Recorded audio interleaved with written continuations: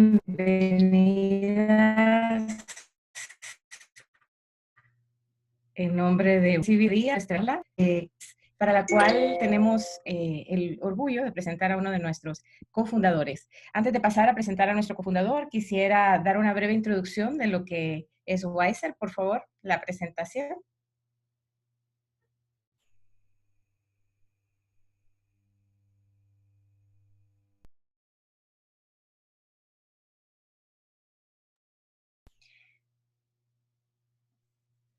Para quienes no nos conocen, Wiser Learning Center es un sistema probado de entrenamiento dedicado a desarrollar altas capacidades en los seres humanos desde los 6 hasta los 99 años. Hemos tenido usuarios muy jovencitos hasta adultos mayores que han aprendido a desarrollar nuestras técnicas para mejorar sus habilidades de aprendizaje. Trabajamos en los ámbitos de cálculo mental, lectura, pensamiento creativo, resolución de problemas, autoaprendizaje, responsabilidad, autoestima, entre otras competencias. Quisiera explicarles un poco sobre nuestro método. La siguiente slide, por favor.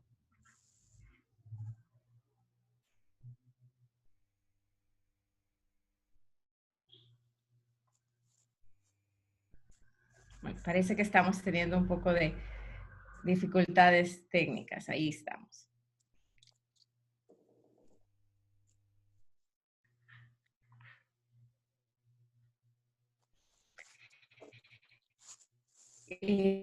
Como les decía, el 70%, el 25% de nuestros usuarios están utilizando Wiser Juniors para edades arriba de 12 y adulto mayor, el 5% de nuestros usuarios lo están utilizando. ¿En qué consiste el programa? Adelante. Es una plataforma virtual, amigable para todas las edades, de fácil conectividad y métricas instantáneas que son enviadas de manera periódica para ir midiendo nuestro propio desenvolvimiento. Son 20 minutos al día de entrenamiento mental y tiene un acompañamiento personalizado. Debo aclarar que no somos una app, sino más bien utilizamos una plataforma virtual, pero el seguimiento es absolutamente diseñado y personalizado a la medida. Las sesiones virtuales son supervisadas por psicopedagogas que están a la orden para poder atenderles. Con esto voy a presentar, gracias a nuestro invitado del día de hoy, el doctor Paredes Chávez. Gracias. Gabriel Paredes Chávez es de nacionalidad chilena, ha cursado un ciclo doctoral en psicología clínica, también es especialista en filosofía clásica y tiene estudios en pedagogía y ciencias exactas.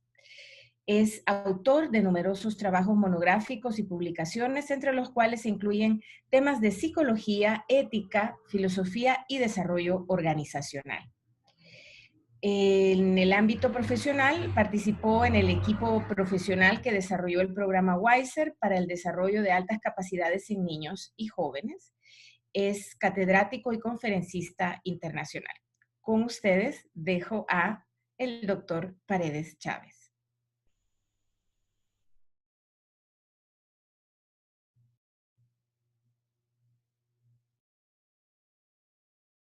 Adelante, Gabriel.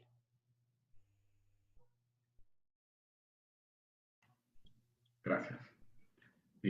Buenos días, es un gusto estar aquí y gracias por la invitación. Vamos a ver el día de hoy un tema que es siempre actual y de hecho cada vez más interesante, cómo funciona el cerebro del niño. Sobre todo desde la perspectiva de que los avances tecnológicos están incrementando de manera exponencial grandes volúmenes de información y descubrimientos en torno al funcionamiento de este órgano tan misterioso y tan importante en la vida del ser humano. Entonces, lo que nos va a reunir durante estos próximos 40 minutos y sus preguntas, por supuesto, será tratar de entender algunos elementos básicos sobre cómo funciona el cerebro del niño. Nos proponemos abarcar 5 ámbitos o 5 perspectivas de enfoque. Uno respecto de la estructura, lo básico, los 3 cerebros, la necesidad de integración a través de las estructuras y, por supuesto, la importancia de dar refuerzos positivos y algunos comentarios sobre los efectos de la electrónica o la llamada hiperconectividad. Para iniciar, quisiera invitarles a conocer y reflexionar sobre una frase de Gustavo Adolfo Bécquer. Dice, cuando siento, no escribo. Guardo, sí, en mi cerebro, escritos como en un libro misterioso, las impresiones que han dejado en él su huella al pasar, las ligeras y ardientes hijas de la sensación que duermen allí agrupadas en el fondo de mi memoria. Esto solamente a manera de inspiración. Antes de empezar, quisiera recordar que estamos abiertos a preguntas en el chat. Me gustaría que no las dejaran para el final, las dijeran cuando se sientan cómodos. Vamos a tener personas monitoreando el chat y me avisarán oportunamente algunas para redirigir los contenidos de esta charla, que más que expositiva pretende ser dialogada, solo que por el corto tiempo ese diálogo lo haremos vía chat. Entonces siéntanse en libertad de exponer sus preguntas y habría acá nuestra presentadora y facilitadora, Eva Rodríguez, nuestra directora general, que ella va a hacer comentarios libres durante mi intervención para reorientar hacia sus intereses. De esta manera construiremos una charla dialogada. Bien, sus preguntas en el chat.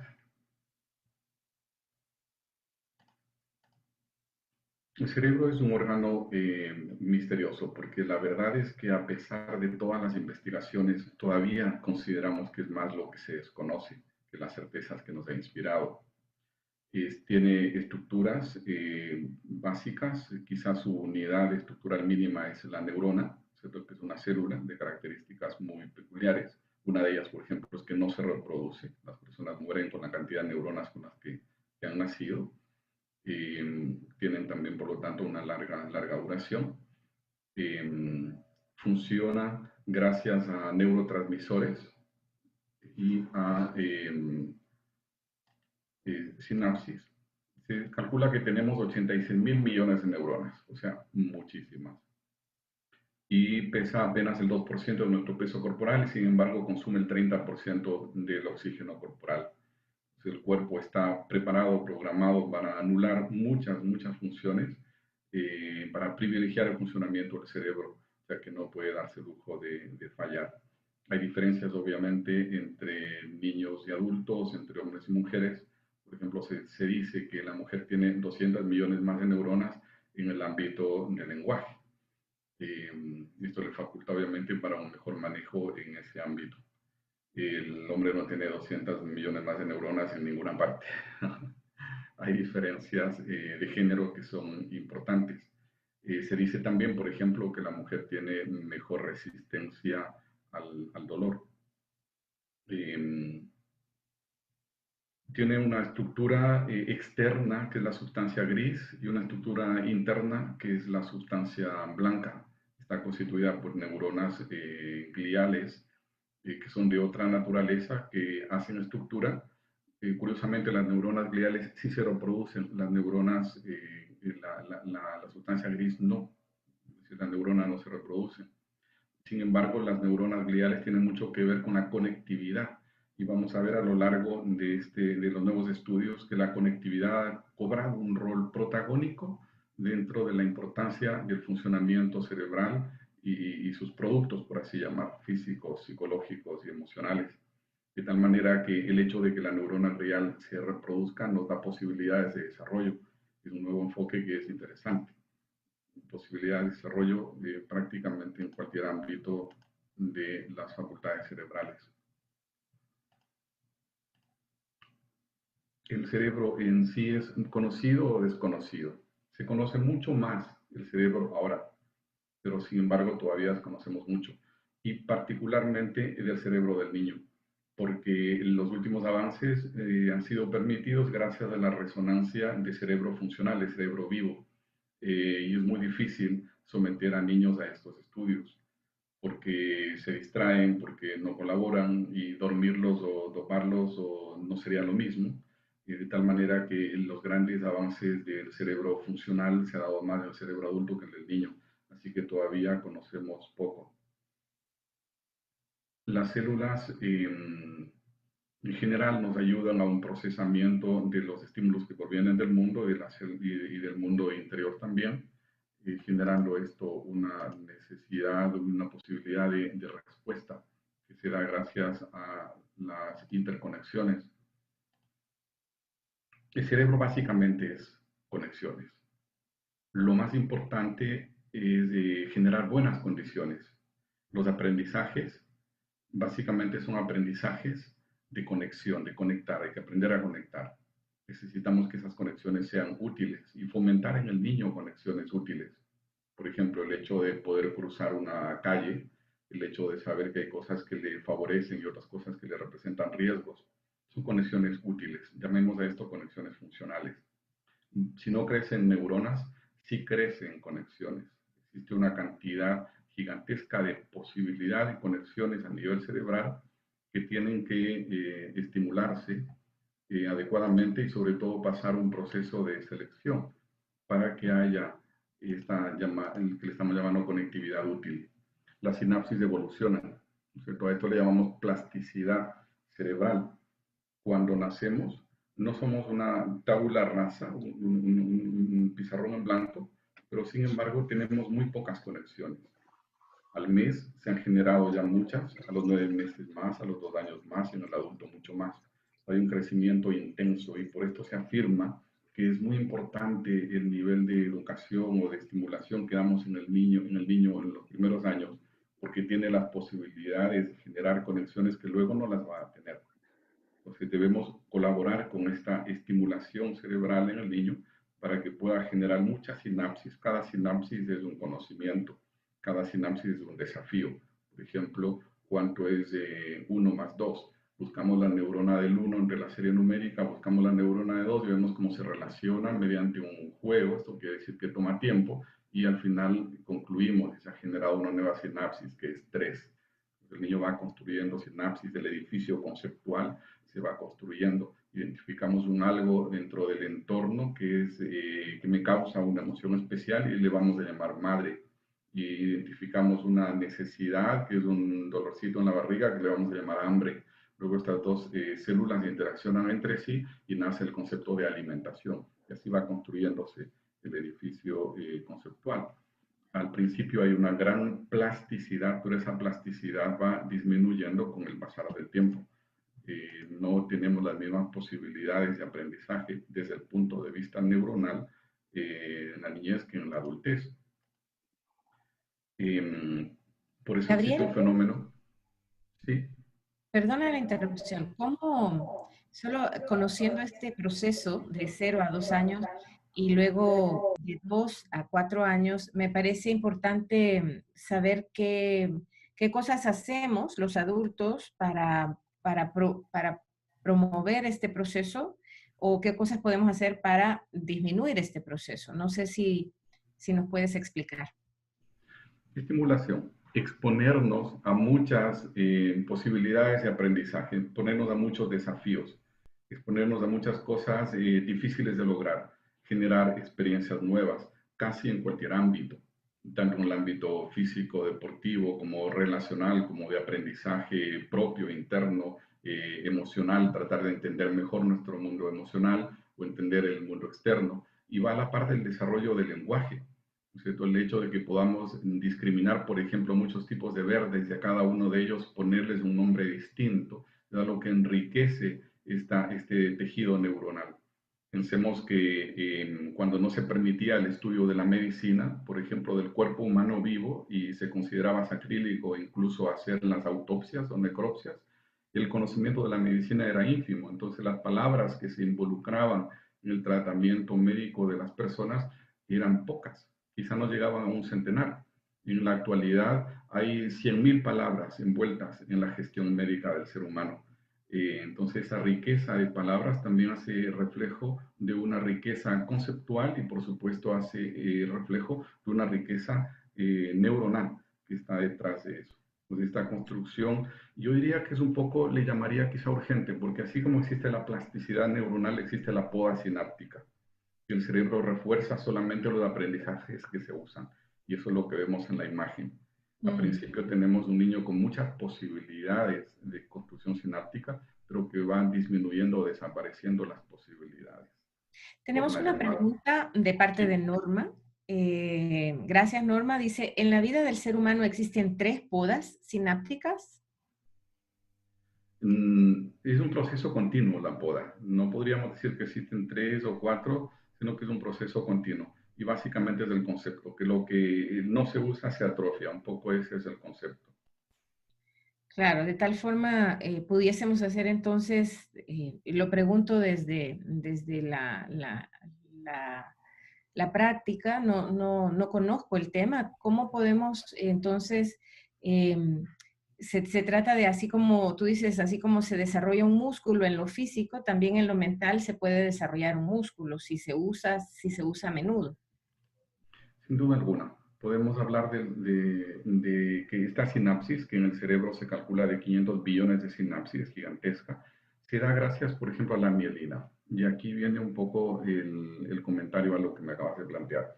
Cuando todos los días le pregunto a una persona cuánto es 2 más 3, al principio le cuesta calcular porque está en este juego de descubrir. No conoce la serie numérica, tiene que encontrar la neurona del 2, tiene que encontrar el 3 y después de este juego neuronal va a decir 5 y cuando termina el estímulo, cada neurona se va para su casita. Pero ¿qué pasa si yo le repito todos los días? El descubrir, que nosotros le llamamos calcular, va a ser más efectivo, más eficiente y va a disminuir el tiempo hasta que responda de manera espontánea, porque no responde ya desde el cálculo, sino desde la memoria. Y así se ha construido una sinapsis que va a durar mucho tiempo. ¿Gracias a qué? A la mielina. La mielina es una vaina, una sustancia que nos permite consolidar o fijar, entre otras cosas. Entonces, cuando esta sinapsis se recubrió de una vaina de mielina, se conserva para siempre. Lo que antes venía del cálculo se lo ha entregado a la memoria. De ahí la importancia de entrenar y la diferencia entre entrenar e informar. Es un poco el problema que nos plantea el sistema educativo, que es más un sistema de información que de entrenamiento. No sabes sumar, bien, yo te enseño cuánto es 1 más 1. ¿Entendiste? Sí, ok, vamos ahora a sumar 2 más 2. Pero no logramos que esta suma se pase del ámbito del cálculo al ámbito de la memoria. Entonces estamos construyendo sobre bases que no son sólidas. Para fortalecer este concepto quisiera dar una imagen. Construir un edificio que sea tan angosto como tener una sola habitación. Pensemos que ese edificio de una sola habitación, esta arquitectura extraña, va subiendo verticalmente. Cada vez 5 pisos, 10 pisos, 15 pisos, 20 pisos. Habría mucha inestabilidad. Versus a una construcción que es tipo pirámide de Egipto, de bases de rocas muy anchas y muy sólidas. De tal manera que si mi velocidad de cálculo y mi precisión en la suma básica es muy débil y sobre eso le voy a sumar resta y luego multiplicación, luego división, luego geometría, cálculo, trigonometría, álgebra, va a ser un edificio conceptual de bases muy débiles. Mientras que el objetivo de Weiser, desarrollar una alta capacidad de precisión y de velocidad, va a ser una base muy sólida sobre la que puedo seguir sumando otro tipo de conocimientos. Entonces, realmente la ejercitación es muy importante. Podemos hablar casi de una gimnasia neuronal, que es el opuesto a simplemente informar. Hay una pregunta más de parte de Vane González. Todavía no sé de qué país nos visita, pero Vane nos pregunta a qué edad empieza la primera poda neuronal. Como decía, no es un proceso aislado, discreto, sino que es un proceso continuo. Diría que es casi simultáneo. Desde que nace con una plasticidad, pero empieza también a su vez la poda. Es decir, hay una energía, una fuerza en la física llamada entropía. El momento que nace el volcán empieza a erosionarse. El momento que el ser vivo nace empieza a morir. Pero en la medida que estimulo las nuevas sinapsis, este proceso de deterioro se detiene, ¿no es cierto? Y se detiene gracias a esta mielinización, que es lo que congela las conexiones útiles. Gracias. Gracias. Siguiendo con estructura, tenemos básicamente tres cerebros. No tenemos un cerebro, tenemos tres. El reptiliano, que es el más antiguo, en común con los reptiles, el límbico y el neocórtex. La base está, la base del cerebro reptiliano tiene más que ver con el miedo, con el hambre, la ira, los instintos. Viene programado genéticamente. Hay pocos cambios que se podrían lograr a ese nivel. Está encargado de las funciones vitales, la respiración, el latido del corazón, etc. Eh, Tiene que ver mucho con la médula espinal, tiene que ver mucho con el cerebelo, por ejemplo. Por otro lado está el cerebro límbico, que se encarga de procesar las emociones, como el dolor, la tristeza, la alegría. Podemos decir que tenemos múltiples personalidades dentro de nosotros, una personalidad múltiple.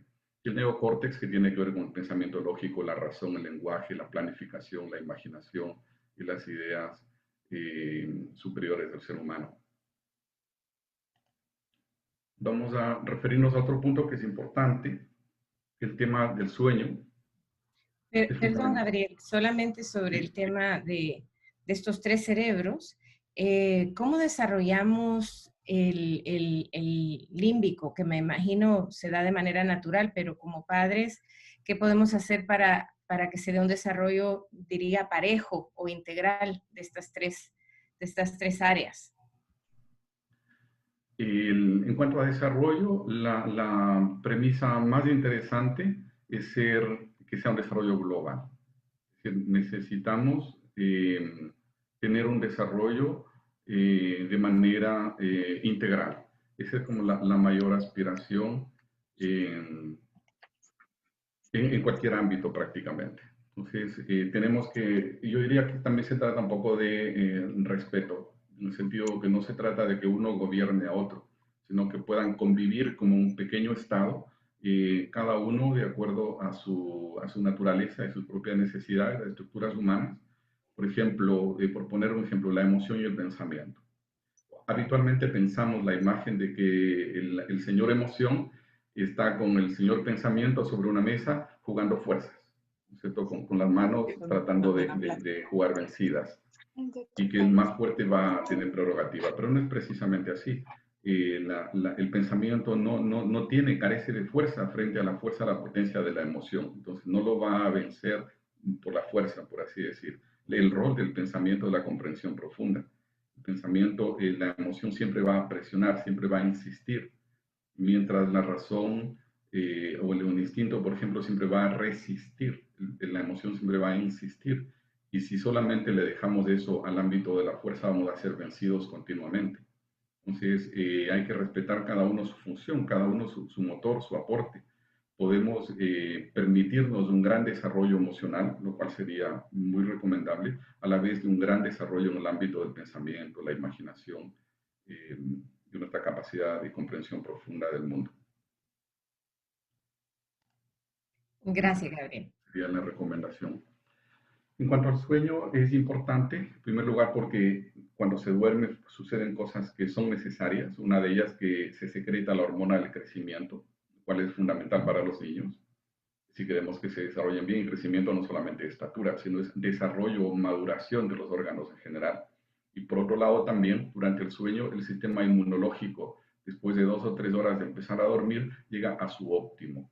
Existe un proceso de reencauzamiento y depuración desde el punto de vista inmunológico. Por eso el sueño es importante, pero tiene una evolución a lo largo de la vida del ser humano. Al principio se requiere sueño diurno y sueño nocturno, ¿cierto? El tema de las siestas, que es muy saludable, pero esa necesidad empieza a decrecer a lo largo de los años. Cuando ha llegado a 3, 4 años, ya el niño permanece despierto prácticamente todo el día y duerme solamente la noche.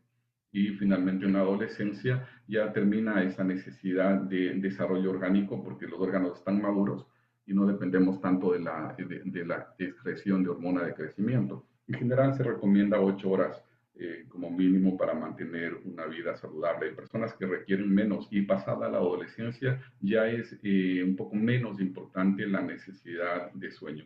Pasada la adolescencia uno puede hacer más uso libremente de horas de sueño para otros fines sin poner en peligro su energía o su armonía o su salud. Aquí quisiera hacer un pequeño acto para una encuesta. Perdón, solamente quisiera verificar algo técnico. Le pregunto a Nancy Grisel, que la estoy observando. ¿Tú puedes ver toda la pantalla, Nancy? ¿O se ve solo la pantalla en pequeño? Sí se ve toda. Perfecto. Gracias. Sí, es que veía que nos estaban pidiendo una participante que ampliáramos la pantalla, pero yo la veo completa, entonces solo quería confirmar. Ahora sí, podemos pasar a la encuesta. Todos ven en pantalla, por favor, ven una encuesta sencilla de 3 preguntas. La primera es, ¿considera que usa toda su capacidad cerebral? Solo ponen sí o no en sus aparatos, ya sea celular o computadora. Por favor, nos contestan sí o no. La segunda pregunta es, ¿considera que habitualmente estimula sus 2 hemisferios cerebrales? ¿Sí o no? Y la tercera pregunta es si considera que el sistema educativo garantiza el pleno desarrollo de su cerebro. ¿Sí o no? Les agradeceré que nos la llenen, por favor.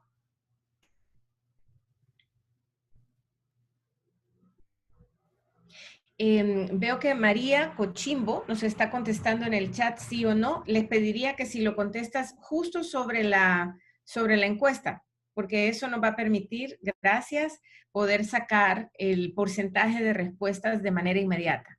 No nos contesten en el chat, sino justo sobre la pantalla. Ahí donde ves la pregunta, ahí puedes contestar.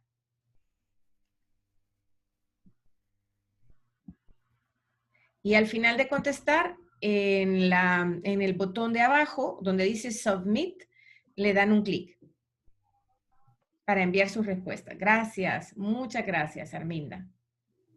Gracias, María. Bueno, mientras estamos terminando de recibir todas sus respuestas y además calculando el porcentaje de las mismas, quisiera hacerles una amable invitación. Nuestro programa Wiser Learning Center está justamente en la lista de finalistas, en los últimos 6 finalistas de una interesante competencia a nivel de Quito, Ecuador, donde se están evaluando programas que contribuyen al desarrollo del ser humano. Les agradeceríamos mucho, vamos a poner luego en pantalla, que ustedes nos pudiesen ayudar votando por nuestro programa de aprendizaje, que de verdad hace una excelente labor para ayudar a las familias, para ayudar a los niños. Si pueden observar en pantalla, en lo que calculamos nuestras respuestas, es una actividad del Pacto Global de la Red de Ecuador y estamos en el top 20, por lo cual les pediríamos que busquen el artículo de Tania Portugal, el que están viendo en pantalla. Les vamos a enviar un link en el chat para que ustedes puedan entrar y hacer su votación desde Facebook. Para todas las personas que tienen Facebook, les vamos a enviar el link. Está ahorita ya en el chat. Solo tienen que darle clic al link e ir a votar hacia nuestro programa. Les agradeceríamos muchísimo porque estamos dentro de los finalistas y estamos justo en la fase final de selección. Estaríamos felices que la familia Wiser se viera beneficiada de ser seleccionada como uno de los programas que más contribuyen a la sostenibilidad. Como pueden ver ahí, como lo estamos señalando, le dan clic en este lugar para votar. Entran en el link y estamos viendo ahí conectarse por Facebook y en la conexión por Facebook tienen que darle clic para votar en nuestro artículo. Les agradeceríamos inmensamente si nos pueden ayudar porque eso nos permitirá poder difundir más y mejor este programa que ejercita, como bien ha estado diciendo el especialista, ejercita el cerebro y nos permite desarrollarlo de mejor manera y realmente nos va a generar mejores y más oportunidades en un mundo tan complejo como el que estamos viviendo ahora. Gracias. Gracias. Aquí me dice Dulcecita Vega, que ya lo hizo. Gracias por tu voto, Dulcecita. Acá está. Tengo otras preguntas. Las voy a ir leyendo en lo que las demás pueden votar. Nancy Grisal nos dice... compañeros, en la parte de arriba, en su pantalla, hay algunos cuadritos como blanquitos. Ahí se le puede mover para ver varios tipos de pantalla grande, pequeña, como nuestros rostros a la derecha. Ah, esta es una sugerencia. Muchas gracias, Nancy. Para los compañeros participantes, Nancy les está diciendo cómo modificar el uso de la pantalla para que tu pantalla salga más grande y la vista de las cámaras salga chiquitita. Gracias por tu ayuda, Nancy. Liam nos dice, buenos días desde México. Si debemos permitir que el pensamiento y las emociones cumplan cada uno su función, es una afirmación. Debemos permitir que pensamiento y emociones cumplan cada uno su función. ¿Cómo hacemos para aprender a controlar las emociones? El pensamiento, ¿qué papel juega? Esa es la pregunta. Muy buena pregunta, Liam. Adelante. Gabriel, si gustas, nos contestas antes Gracias. de pasar a la revisión de la encuesta. Sí, voy a presentar. Respecto de las emociones, yo creo que antes de controlarlas conviene entenderlas. Una de las cosas que adolecemos es un conocimiento bastante pobre de nuestro mundo interior. Y quisiera recordar el ejemplo que pusimos de que antes de que se fuera permitido la ciencia médica y las investigaciones, lo que conocíamos en realidad del ser humano se podía representar en poquísimas palabras.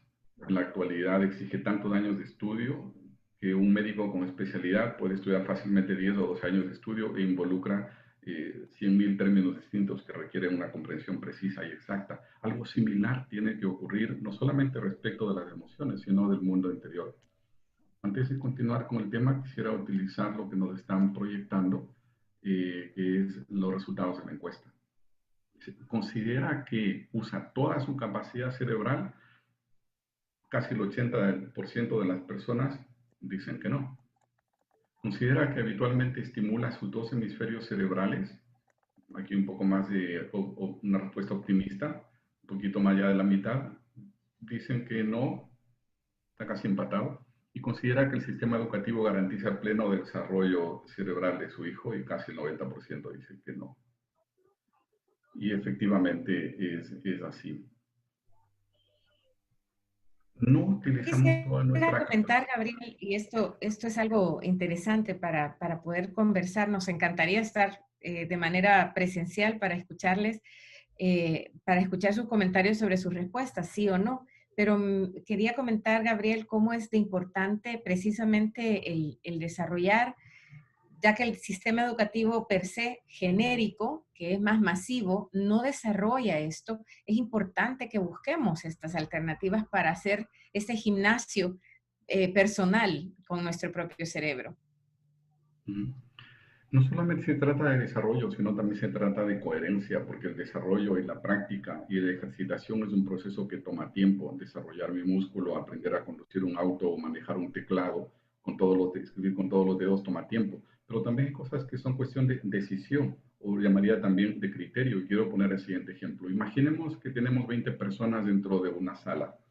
Y esas personas son un cerebro. Cada persona es una neurona y todos en conjunto, los 20, constituyen un cerebro. Si le damos una instrucción, tomen esta silla y sáquenla de esta habitación. Pero las personas no saben comunicarse entre sí, cada uno con muy buena intención, sabiendo que todos cumplen una función distinta. El uno es el que hace el mantenimiento de la electricidad, el otro del agua, el otro es contadora, el otro es profesor.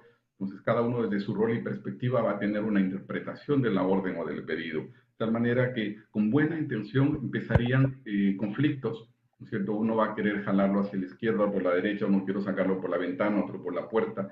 Se daría casi una verdadera batalla campal, en uno está parado sobre la mesa y el otro metido debajo de ella. De tal manera que después de mucho tiempo de arduo trabajo, de agotamiento, terminarían todos agotados. Hay que saber si la mesa sobrevive a esta lucha, posiblemente sea afectada y capaz que hasta se destruir. Es posible que la mesa termine en algún lugar, pero definitivamente no donde se lo pidió. En cambio, si estuviera comunicación, con una fracción de tiempo, una fracción de energía, con un dedo, cada uno podría sacarlo al lugar preciso de manera inmediata. Esa es la diferencia entre un cerebro que está muy disperso y un cerebro que tiene coherencia, que tiene cohesión. Es muy importante el tema de la neuroplasticidad. es muy importante el tema de que tenemos muchas personalidades adentro. Una persona que no es coherente consigo misma piensa una forma, dice otra cosa, siente otra y termina haciendo una completamente distinta. Yo digo que esta es la esquizofrenia que nos ha heredado la cultura. Y habitualmente nosotros solemos pensar una cosa, sentir otra, decir otra y hacer una completamente distinta. No es solamente un tema de contenido filosófico o moral, de ser honesto y decir la verdad y ser coherente, practicar lo que se predica, sino también es un tema de criterio, de estrategia hacia nuestro desarrollo, propio desarrollo interior y, por qué no decirlo, neuronal. Muchas gracias, Gabriel. Quizás solo agregar para la pregunta justamente de esta relación entre pensamiento y emoción, que es fundamental escribir. Es una cosa muy sencilla, es gratuita, solo es lápiz y tu celular, pero escribir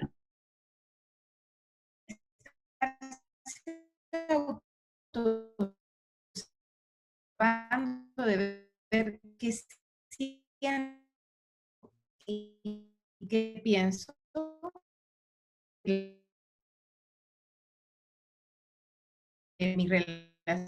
mi pensamiento y ya permite comprendiéndome mejor. Una mente de 5 años. Relatar cuentos es muy importante y escucharlos para los niños. Otra recomendación magistral, por ejemplo, del cerebro, nuevamente, vía aferente motora y vía eferente sensibilidad, que va a alterar la química cerebral, va a alterar la química hormonal y nos va a permitir pensar de una manera distinta. Entonces, esta plasticidad es una cualidad misma del cerebro, es una fuerza, es una posibilidad de crecimiento que hace que nos adaptemos a situaciones que a otras personas les causa estrés o frustración, no me las causan debido a que ha habido este fenómeno de adaptación. También, y esto lo conversábamos fuera de cámaras, Gabriel, es importante no solamente narrar cuentos que ya existen, y esto para contestar también un poco de la plasticidad a nuestra edad, hay un juego muy bonito que podemos hacer con nuestros hijos, con nuestras hijas, con los niños y niñas que hay en nuestro ambiente, y es empezar un cuento y que los niños y los familias, adultos y niños puedan continuarlo de tal manera que el cuento vaya tomando forma y vaya siendo guiado por la misma imaginación, que es esa capacidad de crear imágenes en el cerebro. Hoy día todas las imágenes nos las lanza la televisión, la computadora, y el cerebro se hace como un poquito perezoso para crear sus propias imágenes. Entonces el narrar, como decía Gabriel, permite que el cerebro genere dentro de sí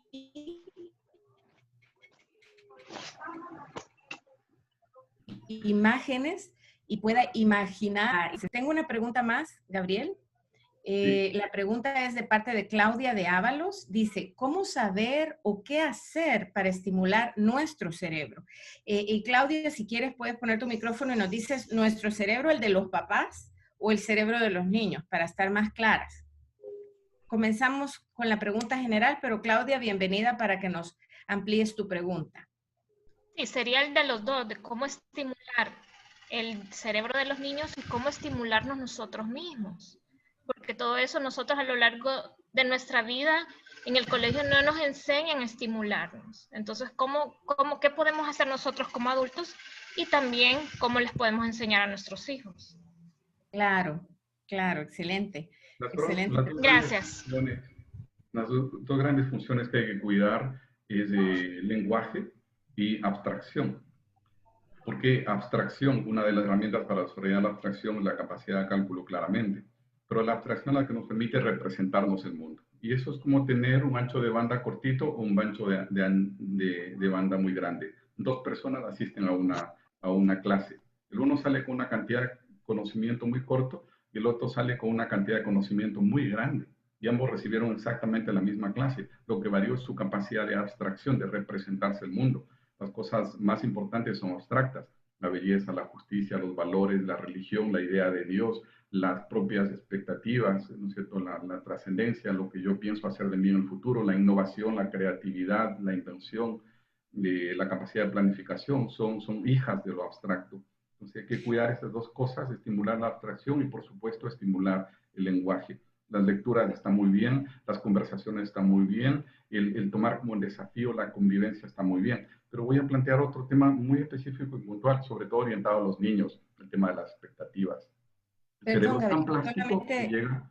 Sí, Gabriel, solamente antes de pasar al tema de las expectativas y para ampliar tu respuesta, Claudia, y te lo digo porque fue una motivación justamente de la creación del programa Wiser, es precisamente por eso es que tiene una línea de matemáticas y una línea de lenguaje, precisamente porque eso estimula, y lo digo porque lo he probado aún como adulta, el hacer ejercicio 20 minutos con matemáticas todos los días, aunque mi trabajo es otro, es más mental de abogada y trabajo en otros temas, realmente estimula mi cerebro. Y sé que lo mismo, el sistema educativo no siempre hace ese ejercicio o esa gimnasia con nuestros hijos. Es importante que también a través de la matemática y del lenguaje, donde se pueden hacer lecturas comprensivas de cuentos, de fábulas, se puede no solamente estimular valores, pero también estimular la comprensión del idioma, del lenguaje y de la imaginación. Entonces, realmente ese ha sido una de las motivaciones del programa Wiser, el poder dar una herramienta sencilla de 20 minutos al día que pueda ayudar a esa estimulación. Gracias. Perdón por la interrupción, Gabriel. no, bienvenida a las interrupciones. El tema de la expectativa es fundamental en niños. El cerebro es tan plástico que se habla de neuronas espejo, es decir, imitan o reflejan inclusive lo que otro piense, a veces, aunque no lo haya verbalizado. Y a esto se le denominó efecto Pigmalión. ¿Recuerdan que Pigmalión, que es un escultor, se enamoró de una de sus esculturas, se llama Galatea, y la amó tanto que Afrodita le concedió vida? Ese efecto Pigmalión se llama esa posibilidad de ocasionar vida en el otro por propia intención. McClellan estudió este tema y hizo algunas investigaciones interesantes allá por la década de los 70. Por ejemplo, al azar tomó a la mitad de los alumnos de un curso y les dijo que eran brillantes, mientras a los otros simplemente les dio los resultados reales de sus exámenes. Y observó que el grupo al cual le decía que era brillante, aún independientemente de que haya sacado bien o mal sus notas, empezaron a desarrollarse mucho más. Este ejemplo se repitió en Chile, donde en una escuela rural se trabajó un programa exclusivamente centrado en expectativas, un programa que trabajaba con padres, con profesores y con alumnos, en los tres ámbitos focalizados en mejorar las expectativas. Y notaron que su crecimiento en cuanto a rendimiento escolar fue impresionante. Llegó a tener segundo lugar en el país en cuanto a rendimiento.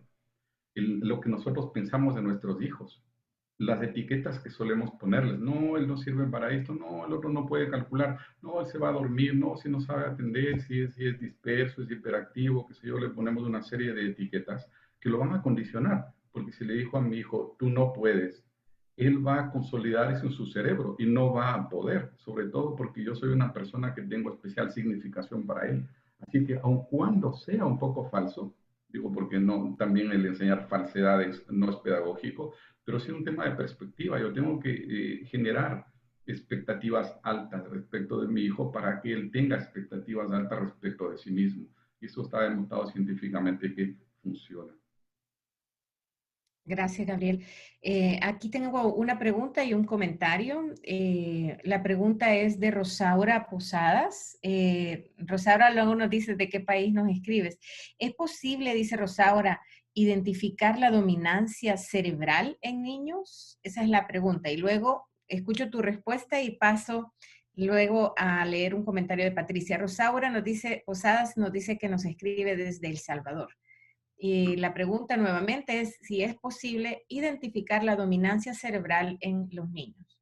Sí, en cuanto a la dominancia, la recomendación básicamente observar. Ahí no hay mucho que hacer. Los niños, como digo, vienen con una base preprogramada, por así decir, y hay que observar para descubrir la dominancia natural que tiene cada uno.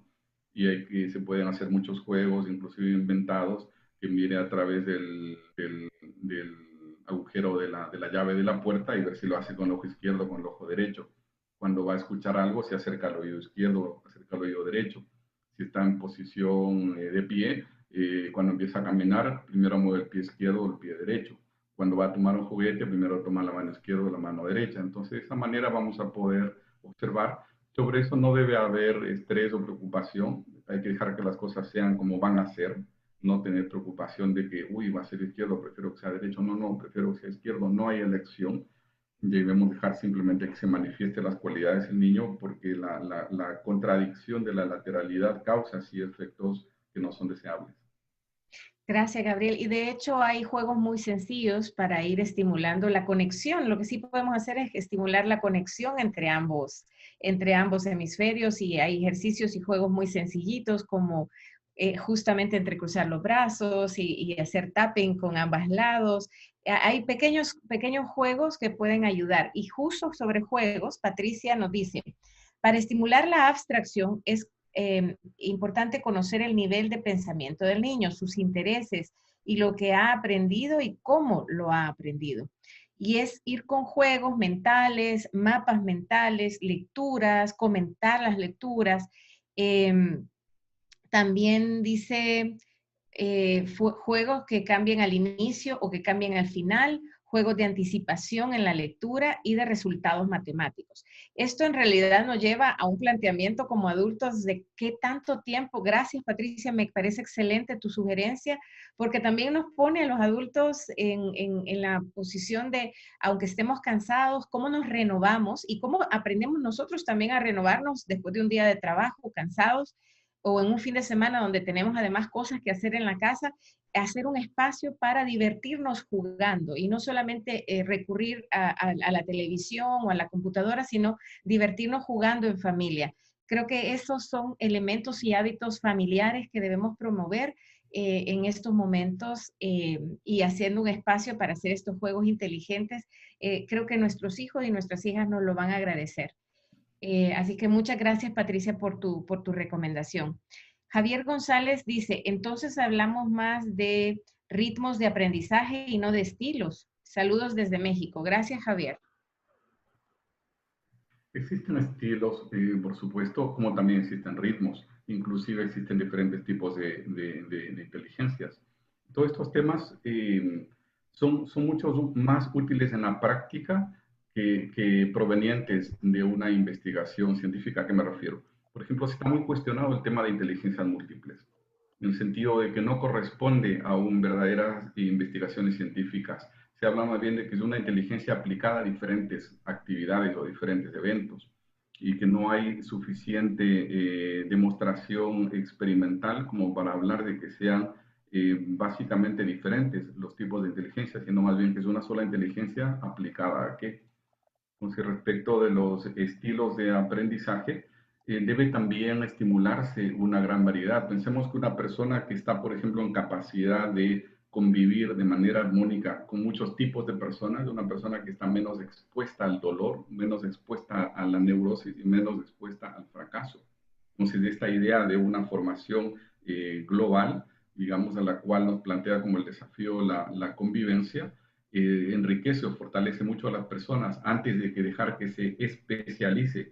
A mí me gustan solamente los extrovertidos, no a mí me gustan solamente los introvertidos, a mí me gusta la gente tal o cual. Y si nos dejamos que nuestros hijos se especialicen, van a quedarse expuestos desde el futuro de la vida a tener pocas oportunidades de convivencia y de relaciones fuertes, pocas oportunidades de entender al otro que es distinto a mí, y por supuesto expuestos al dolor, a la neurosis, a la frustración. Entonces, así Gracias, puedo yo Gabriel. tener un estilo, pero es mejor también que estimule otros estilos, incluso un mismo. Muchas gracias, Gabriel. Solo en honor al tiempo, avisar que nos quedan 10 minutos para las 10, así es que, por favor, adelante.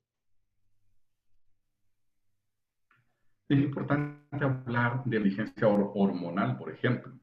La administración de las hormonas en el cerebro es muy, pero muy importante. Tenemos básicamente 4, entre muchas otras. La dopamina, retos cumplidos, ejercitarse al sol, dormir bien. La serotonina, ser agradecido, recordar buenos momentos, practicar la bondad. La endorfina, reír, bailar, practicar hobbies. La oxitocina, tener pensamientos positivos, dar abrazos, comer chocolate.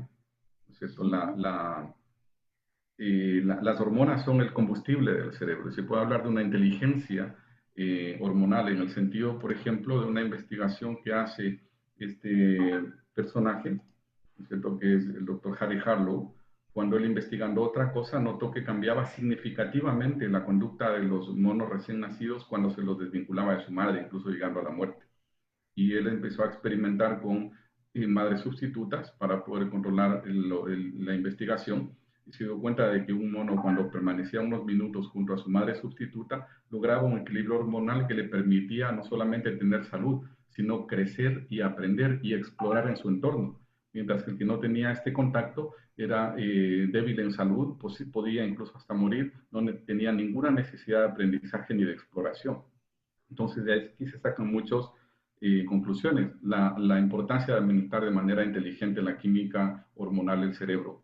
Muchas veces la presencia de usted, mamá, es más útil que lo que le diga. O sea, basta con que el hijo sienta que yo estoy presente y pueda permitirle lograr ese equilibrio interno para que él, parado en sus propias motivaciones, facultades, estilos, etcétera, pueda salir a una exploración del mundo. Esa es ya un rol que podemos Wow. jugar dentro de la psiquis de nuestros niños. Y los abrazos. Leíste, si puedes regresar al anterior, son los abrazos, bueno, es duro ese experimento que nos acabas de mostrar, pero creo que desarrollar la oxitocina, dándole abrazos a nuestros hijos es tan importante. Estar presente, pero también ese contacto físico que ahí se ve con una madre sustituta en el dibujo. Solo quiero anunciar que vamos a tener esto en YouTube para que puedan después compartirlo o estudiarlo y además asegurar que tenemos un equilibrio entre todas estas hormonas o cómo las estimulamos en nuestros hijos y en nosotros mismos, que también lo necesitamos. Adelante, Gabriel. Claro, los abrazos es una forma de reconocimiento y es fundamental. Hay que estimular los buenos aprendizajes y los nuevos aprendizajes. Los mejores reconocimientos son inmateriales. Los elogios, por ejemplo, aun cuando lo haya hecho mal, hay que elogiarlo y mucho. Para el niño no existe la humanidad, para el niño existe básicamente las personas que son representativas para él, que es su familia.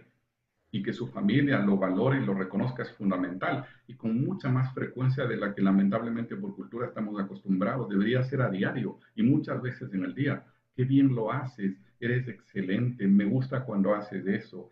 Reconocimiento, eres muy bueno. Eh, Hay que darle responsabilidades que le permitan lograr un mejor autocontrol, por ejemplo, y que le resulten placenteras. Los refuerzos pobres son obviamente, si no haces esto, te daré esto otro, la negociación, la transacción, porque cuando lo logra perderá motivación para continuar. Los malos refuerzos, pésimos refuerzos son los castigos, porque no eliminan conductas negativas, está demostrado, causan frustración, ansiedad, baja autoestima, dañan la relación y posiblemente fortalezcan las conductas negativas. El reconocimiento de alternativos, ponerle límites claros, mostrar las consecuencias de sus actos, facilitar las respuestas correctas y adecuadas, enseñan un criterio muy importante y filosófico, la reparación. ¿Cierto? Si hace algo malo, si daña algo, daña a alguien, se puede reparar, con lo cual recupera el equilibrio y recupera la armonía mediante la reparación. Creo que un punto Gracias. negro de la gestión emocional cerebral de nuestros hijos es no manejar o administrar bien los refuerzos. Qué importante es este tema del reconocimiento. Yo creo que incluso los adultos los sentimos, incluso cuando vamos a un gimnasio y el instructor te dice, muy bien, tú puedes, y te faltan todavía 20 abdominales, pero ese reconocimiento positivo te da ánimo para seguir. Si pasa en nosotros, que somos adultos, ¿cómo no fortalecer ese reconocimiento en los niños y las niñas que están en nuestra vida? Me dice desde México, desde el Estado de México, Guadalupe, lo siguiente. Buenos días, saludos desde México. Ya nos lo había dicho, perdón.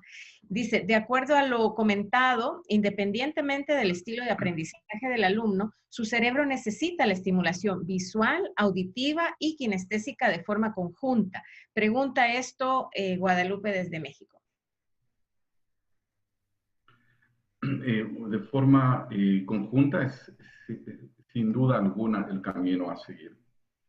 Una premisa fundamental en el ámbito del cerebro es integrar, y hay varios tipos de integraciones. Ya hemos mencionado aquí varias. Integrar, por ejemplo, el hemisferio derecho o izquierdo. Debe estar receptivo, lo cual requiere emocionalidad, pero también debe ser controlado, lo cual requiere pensamiento lógico.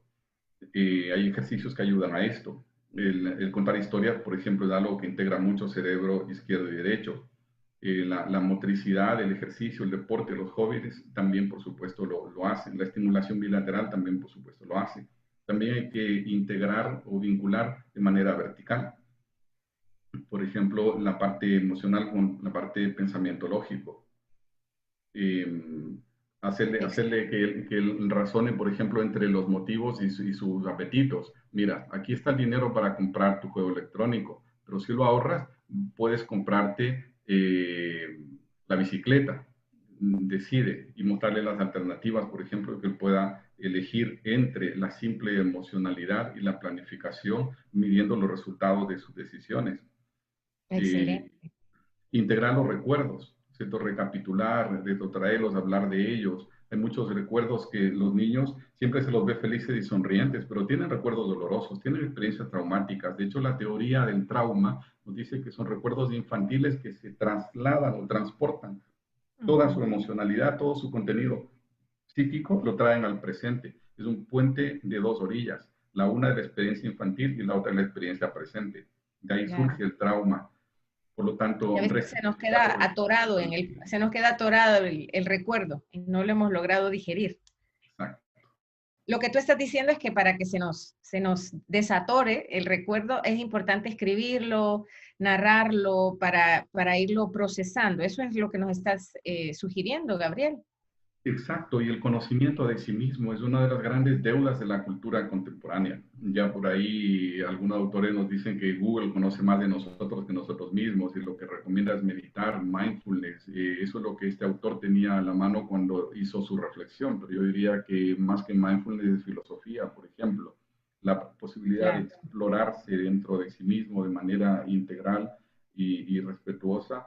Nos permite esta integración también, integrarlo de adentro con lo de afuera, ganando más autocontrol y conocimiento de sí mismo, no solamente en cuanto a sentimientos, sino a pensamientos, abstracciones y valores, ideales, lo cual también debe revertirse en un enriquecimiento del lenguaje. Gracias, sí.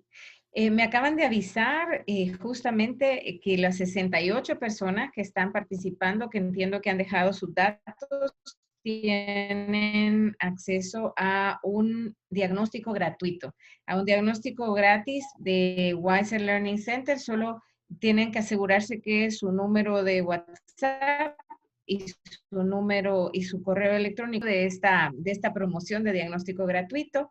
Y bueno, nos quedan 3 minutitos, Gabriel. Adelante, por favor. Yo creo que el desafío más grande que experimenta el cerebro y la necesidad de integración más importante, y por lo tanto, la convivencia.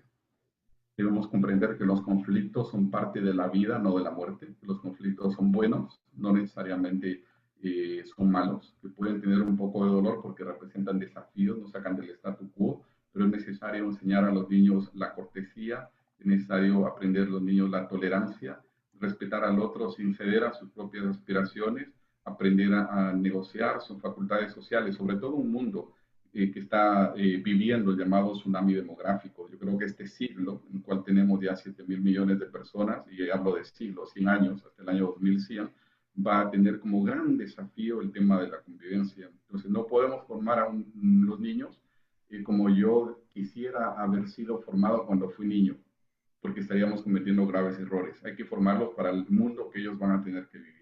Y uno de los más grandes desafíos será el tema de la convivencia. Bien, hablábamos el día de ayer, Gabriel, que va a ser un mundo tan diferente al mundo que vivimos nosotros por muchas razones. Tengo algunas preguntas y algunos comentarios. Primero, me dice Nancy desde México, entonces, es no recomendado premiar o dar castigo, o sea, premiar o darle un pago a los niños por su ayuda en los quehaceres de la casa por algún mandado, puesto que en casa los abuelos suelen hacer eso siempre. Y antes de que contestes, hay otras preguntas, dado que tenemos corto el tiempo. También dice, pregunta, ¿nos llegará al correo la información? Sí, si usted nos dejó su correo electrónico para ingresar a esta charla, por supuesto, a través del correo electrónico les van a llegar la información y también es importante entrar en contacto con las especialistas que les van a poder hacer una programación de cita para el diagnóstico gratuito. Después hay otra pregunta más. Dulce Vega dice, no podemos formar desde lo que aprendimos cuando ellos viven en otra realidad. Sí, exactamente. Ellos viven en otra realidad muy distinta a lo que nosotros vivimos hace algunas décadas, unos más, otras menos, pero es importante que también que nosotros emulemos, más bien hagamos que ellos emulen lo que nosotros hacemos. Si nosotros escribimos, si nosotros leemos, si ellos nos ven a nosotros leer y escribir, también ellos de manera natural lo van a aprender. Gabriel, la pregunta pendiente de Nancy con respecto al premio por hacer quehaceres en el hogar. Sí, la premiación, por supuesto que es una posibilidad, es un recurso. Yo diría fácil, digamos, no hay mucho que aprender sobre eso, y el niño obviamente tiene intereses que son viscerales, por así decir, y podemos conducirlo de cierta manera, pero siempre nos enseñamos a un tema de transacción. Yo te doy esto, tú me das esto. Entonces el niño aprende esa lógica y se quedará con esa lógica posiblemente para toda su vida, viviendo la vida como un comercio, y se comportará en la vida como si estuviera en un supermercado, tomando las cosas que le convienen y dejando las que no, cuando a veces olvidamos de esa lógica que los gustos son educables. Hay cosas que me gustan y no deberían gustarme, y cosas que no me gustan pero deberían gustarme. Nos olvidamos de la posibilidad de educar el gusto o el antojo. Las cosas tienen que ser como yo quiero. Entonces podemos estimular con ingenuidad y sin darnos cuenta a veces cosas que podrían ser causantes de mucho dolor o de pérdida de oportunidades en la vida de nuestros hijos. Es más adecuado, por ejemplo, que los niños aprendan a cumplir las cosas de manera correcta, hacer las cosas bien, porque deben hacerlo, porque es justo, porque es bueno, antes que porque les conviene. Claro, creo que es interesante también permitir que ellos decidan en qué quieren ayudar.